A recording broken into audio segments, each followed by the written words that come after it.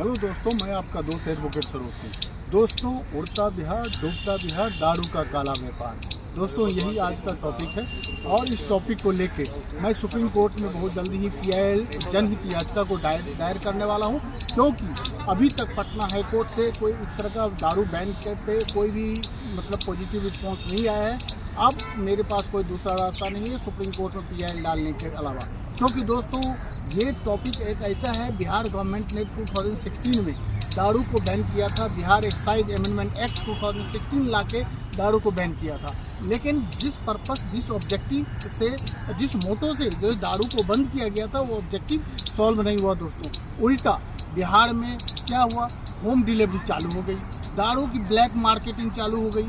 घर घर में आप ये बोलो कि घर घर में जैसे आप ऑर्डर करोगे आपको आधे घंटे के अंदर कोई भी दारू अवेलेबल हो जाएगा। स्मगलिंग का व्यापार बहुत तेज़ी से बढ़ने लगा, हर एक जगह से स्मगलिंग होने लगी। दूसरी बात की cross border trafficking, liquor trafficking का काम बहुत तरह से फल फूलने लगा।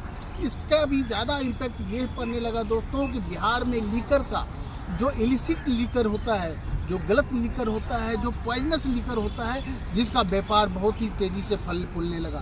दोस्तों बेसिकली मैं हूँ पटना से ही, बिहार से ही, लेकिन मैं चूँकि दिल्ली में सुप्रीम कोर्ट और विभिन्न हाई कोर्ट में काम करता हूँ, लीगल मैटर देखता हूँ दोस्तों। लेकिन ये एक ऐसा टॉपिक है दोस्तों जो बिहार में, मैं इस बार हर साल मैं बिहार जाता हूँ दोस्तों समर वेकेशन के टाइम में। अब बिहार के गाँव की कंडीशन दोस्तों आप देखोगे, एक बार आप घूम के आ जाओ, बिहार के हर एक गाँव में और इलिसिट लिकर जो मिलावटी दारू होती है, बिहार में मिलावटी दारू इस तरह से चलता है, जो कि आप ये देखोगे कि बिहार में बहुत तरह का, मान लो चावल को सड़ा के बनाना, ये यूरिया के खाद का यूज करना, गंदे नाली का पानी का यूज करना, साथ साथ उसमें बहुत ही मिलावटी चीज़ मिला के मेंडेक्स की गोली डाल के बनाना, इससे हो गया कि इलिसिट दारू बहुत तेज़ी से बढ़ने लगा दोस्तों। तीसरी बात यह है कि दारू माफिया का इतना बोलबाला हो गया कि जो ऐसे लोग दोस्तों जो कि गांव में नवयुवक कुछ ऐसे थे कि जो बेरोजगार, निकम्मा, निठल्ला बैठे हुए थे, आज दारू माफिया के व्यापार करके, दारू का गलत व्यापार करके हर एक गांव में आप जाओगे 3-4 शिफ्ट में दारू का पूरा मोबाइल के थ्रू, ये गाड़ी के थ्रू पास होती है। 3-4 शिफ्ट पूरे दिन में अपने उसके टीम रहते हैं बने हुए, टीम के थ्रू दारू हर एक गांव में सप्लाई होता है। पूरी उसकी गैंग बनी हुई है, उस गैंग के थ्रू दारू सप्लाई होता है। और ये होता है दोस्तों, इस तरह का मटेरियल को बनाते हैं जो कि पूरी तरह शरीर के हर एक पार्ट को इम्पेक्ट करता है, उसके बॉडी को, उसके माइंड को, उसके लीवर को, उसके नर्वस सिस्टम को पूरी तरह डैमेज किया जाता है। और दूसरी बात दोस्तों, युवाओं पर, ये गांव को आप घूम के देख लें, युवाओं पर इस तरह से गलत इम्पैक्ट पड़ा है कि युवा इस तरह से वो दारू का जो पीते हैं, जिसके कारण उसका पूरे हर एक गांव में आप जाओगे 10-12 नवयुवक कम से कम पूरे साल में एक बार, पूरे साल में मरते ही मरते हैं। इससे क्या हो गया दोस्तों, हर एक जगह से दारू का इलिसिट दारू के कारण हर एक गाँव में पूरी तरह नवयुवक इससे ज़्यादा इफेक्ट होते हैं। उसके अलावा दोस्तों सूखा नशा का भी पूरा लत लगने लगा है ये दारू बंद होने से।